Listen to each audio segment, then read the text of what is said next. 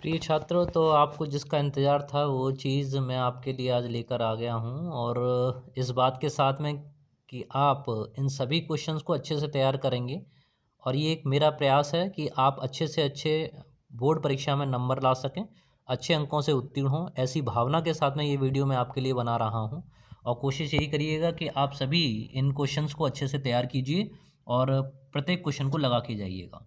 तो इसमें स्टार्ट करते हैं। मैं थोड़ा-सा इसमें आपको संक्षेप में बताता भी जाऊँगा। तो ये पहले तो अति लघु प्रश्न है और इसमें 50 क्वेश्चन मैं आपके लिए इम्पोर्टेंट बता रहा हूँ, अति महत्वपूर्ण प्रश्न है।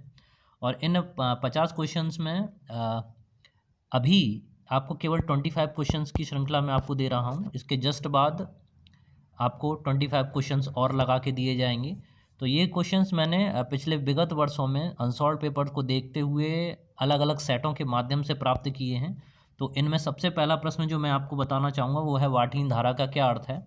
और इसमें साथ ही साथ वे सभी छात्र जो अभी लगभग तैयारी पूरी कर चुके हैं तो उसके सीधे-सीधे आंसर अपने पास लिखते जाएँ, उन्हें नोट करते जाएँ। तो वाटहीन धारा का क्या अर्थ है? और दूसरा प्रश्न आप में लेंगे, कला संबद्ध स्रोतों से आप क्या समझते हैं? तीसरा, धारावाही परिनालिका के स्वप्रेरण गुणांक का सूत्र लिखिए।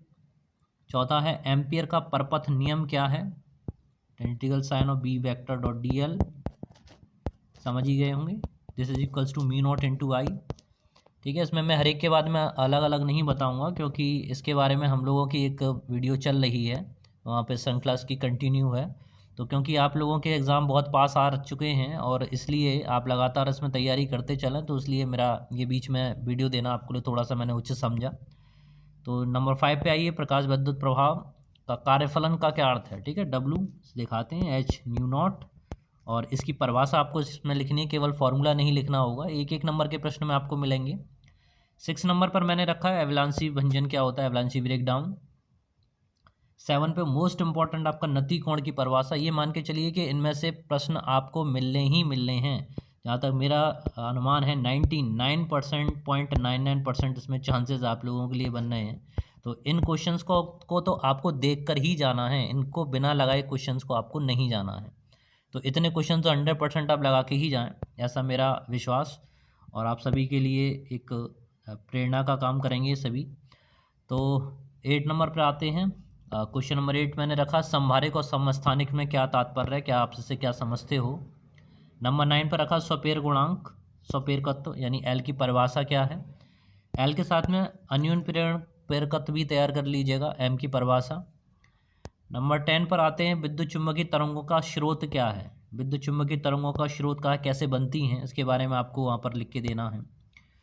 11 नंबर पर देखें, दहली आवृत्ति और कार्यफलन। दहली आवृत्ति न्यू नॉट, कार्यफलन में संबंध क्या है? तो अभी वो लिख ही दिया था मैंने, W equals to H nu naught. और अगर तरंग दैर्घ्य में पूछता है तो W equals to H C upon lambda naught. तो ये प्रश्न आपको एक एक नंबर में मिलेंगे, बहुत महत्वपूर्ण प्रश्न है। अपने दोस्तों में, अपने फ्रेंडों में इसको शेयर कीजिएगा जिससे कि सभी लोग इसका फ़ायदा उठा सकें। भाई, छात्रों की तरक्की यानी देश की तरक्की है, तो उसी प्रयास में मेरा एक प्रयास। 12 पे आते हैं, चल कुंडल धारामापी की धारा सुग्राह्यता का व्यंजक लिखिए। तो इसको भी मैंने अभी आपको वीडियो में बताया था, काफ़ी डिटेल में, वहाँ पर भी मैं आपको फॉर्मूला एक्सप्लेन कर रहा हूँ। क्वेश्चन नंबर 13 पे आते हैं, एक्स किरणों के प्रमुख 2 गुण और उनके उपयोग लिखिए। क्वेश्चन नंबर 14 पे मैंने शामिल किया है, अर्धचालक क्या होते हैं, यानी सेमीकंडक्टर क्या हैं? चालक और अर्धचालक, कुचालकों के बीच की कड़ी अर्धचालक कहलाते हैं, सेमीकंडक्टर होते हैं। 2 प्रकार के होते हैं, निज यानी नेज भी कहते हैं, निज अर्धचालक और बाह्य अर्धचालक। तो इनमें क्या अंतर है, उस अंतर को भी आप लोग लगा लीजिएगा। अनुगमन वेग ड्रिफ्ट वेलोसिटी क्या होती है, वीडी से इसको दिखाते हैं और मैंने बताया भी था, आई इक्वल्स टू NEAVD, उस फॉर्मूले के द्वारा आप इसको याद रखिएगा। यहाँ पे मैं हर एक क्वेश्चन के बारे में डिटेल में नहीं जा रहा हूँ, उसके लिए प्लेलिस्ट है और प्लेलिस्ट में काफ़ी क्वेश्चंस मैंने कराए हैं आपको। तो अब इस समय हमारे परीक्षा का समय है और एक सभी के लिए कि अब तक हमने जो सीखा उसका हम कितना लाभ उठा पाएँ। प्रकाश के व्यतिकरण से क्या तात्पर्य है? प्रकाश के व्यतिकरण को शामिल किया है। इसी तरह से अन्योन्य प्रेरण से क्या तात्पर्य है? अभी ऊपर भी मैंने अन्योन्य प्रेरण का जिक्र किया था, अन्योन्य स्वप्रेरकत्व के साथ में अन्योन्य प्रेरकत्व। साथ में इसके आते हैं, गॉस की प्रमेय लिखनी है। 19 पे काफ़ी इंपॉर्टेंट रखेंगे गॉस की प्रमेय को। और 20 पर आपके शामिल किया नाभ के विखंडन, नाभ के संलयन को परिभाषित कीजिए, इनकी सबकी परिभाषा।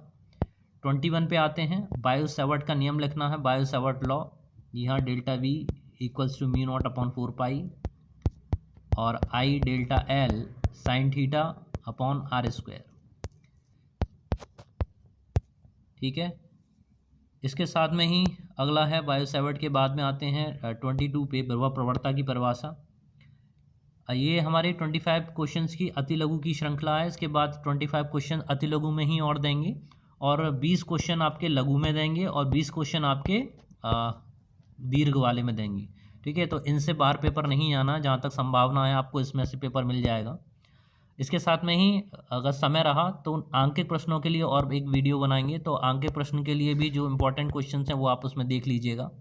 और अंकित क्वेश्चन के लिए ज़्यादा घबराने की ज़रूरत नहीं होती, it is totally depend upon the theoretical matter. चलिए बात करते हैं 22 पे विभव प्रवणता, delta we upon delta x minus delta we upon delta x, उसकी परिभाषा आपको लिखनी है, दूरी के सापेक्ष विभव में होने वाला परिवर्तन। 23 पे आते हैं, द्रव्य तरंगें मैटर वेव्स क्या होती हैं। तो मैटर वेव्स द्रव्य तरंगें, डी ब्रोगली कॉन्सेप्ट आपको यहाँ पर ऐड करना पड़ेगा। तो दे ब्रोगली तरंग दैर्घ्य भी इनको कहते हैं।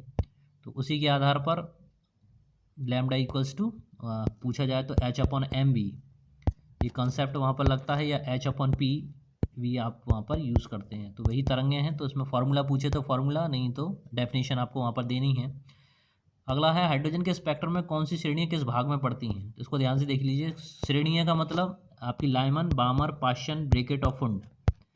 ठीक है, तो ये श्रेणियाँ किस किस भाग में पड़ती हैं। लाइमन श्रेणी आपकी अल्ट्रावायलेट रीजन में, बामर श्रेणी आपकी विजिबल रीजन में, और लास्ट की तीनों ये इंफ्रारेड रीजन में पड़ती हैं, अवरक्त भाग में पड़ती हैं, ये दृश्य भाग में पड़ती हैं, और लाइमन पड़ती है आपकी परावैंगनी भाग में।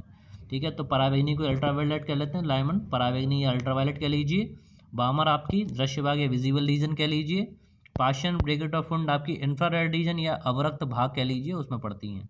तो उन तीनों को मैंने शामिल कर दिया, इनमें से एक आपको मिल जाना चाहिए।